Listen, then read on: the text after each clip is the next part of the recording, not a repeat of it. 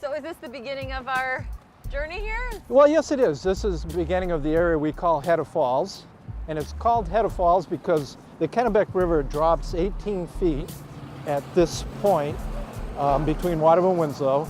It was the site of a real industrial area, and when urban renewal came along in the 1960s, the Wyandotte Willow Mill, and a lot of other buildings were removed from this area. So it's been vacant since then, and this is really the first time the city has seriously invested money here.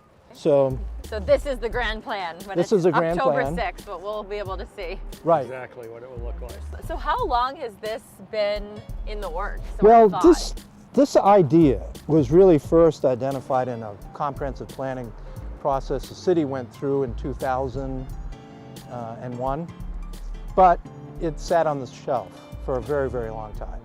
And finally, with people like Lisa's help, we finally got the idea that we could raise money to get this built.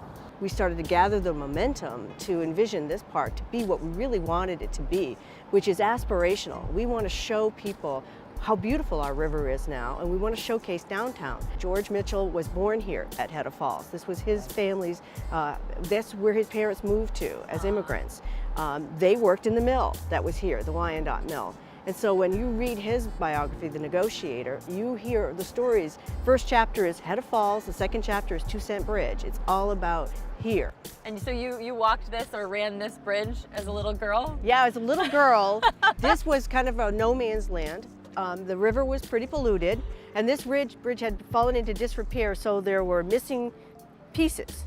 So the challenge as a kid was, would you dare to cross the bridge, which was really scary, because it'd be like a missing piece, and you'd be looking down into the river and the rock. But I love this view. To me, this foundation here, this is actually where the factory was. That is the foundation of the factory that once stood there.